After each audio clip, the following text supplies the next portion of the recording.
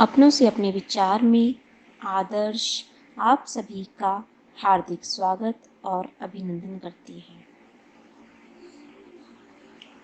आज का जो हमारी चर्चा का जो विषय है वो है परीक्षा।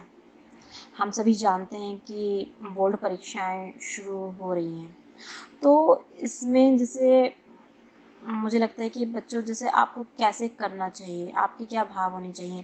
पहली बात तो आप ये समझ लीजिए कि आपकी प्रतिस्पर्धा किसी भी दूसरे व्यक्ति से नहीं है, आपकी प्रतिस्पर्धा अपने आप से है।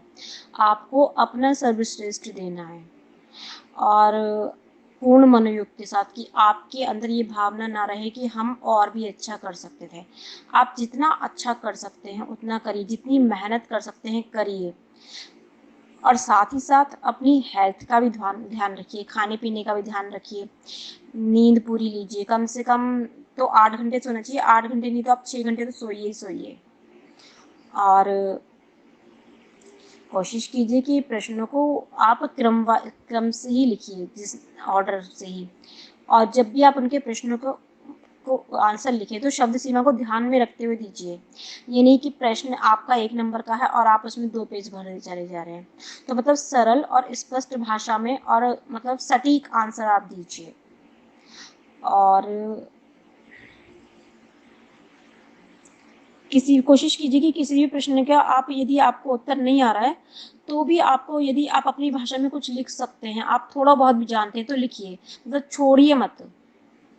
क्योंकि यदि आप छोड़ रहे हैं तो भी शून्य मिल रहा है, लेकिन यदि आप लिख रहे हैं तो कुछ ना कुछ तो मिलने की संभावना रहती है। तो जैसा भी आपको समझ में आता है तो लिखिए जरूर उसको। और कुछ दिनों के लिए मोबाइल, टेलीविज़न, इन सबको अवॉइड कीजिएगा, कम से कम इनका यूज़ कीजिएगा। और कोशिश कीजिए कि जैसे अगर आप लोगों ने किसी भी एक ही क्वेश्चन बैंक को मतलब पढ़ें, ये नहीं कि सारे क्वेश्चन बैंक, और एनसीईआरटी की जो हमारी बुक्स हैं गवर्नमेंट की, उसको ज़रूर आप लोग अच्छे से पढ़िए। और जब पढ़ेंगे तो अपने नोट्स और बुक्स को दोनों को साथ में लेके चलिए। और यदि नोट्स नहीं बनाए तो बुक्स ही पढ़ रहे तो भी अंडरलाइन करते हुए। और इसके अलावा जैसे जब आप लिखेंगे तो हेडिंग्स डाल के लिखिएगा ब्लैक पेन से, और डायग्राम्स बनाते हुए, और मतलब टेबल्स बना करके, इस तरीके से आप लोग करिएगा।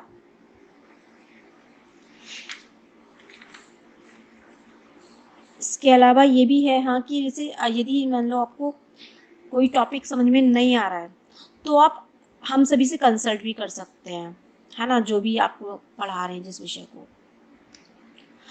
और एक और चीज़ है, जैसे अब आप कोशिश कीजिए कि एग्ज़ाम के दौरान नए टॉपिक को तो मत ही पढ़िए, या पढ़िए तो पहले जो आपको आ रहा है उसको पढ़ लीजिए, उसके बाद उसको पढ़िए।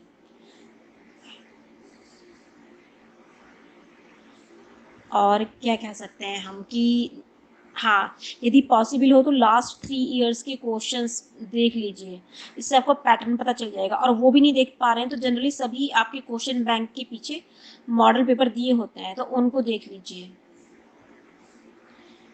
और एट लास्ट यही कहूँगी कि आप अपना सर्वश्रेष्ठ दीजिए, ईश्वर आपको आपका सर्वश्रेष्ठ देगा। So best of luck to all of you dear children.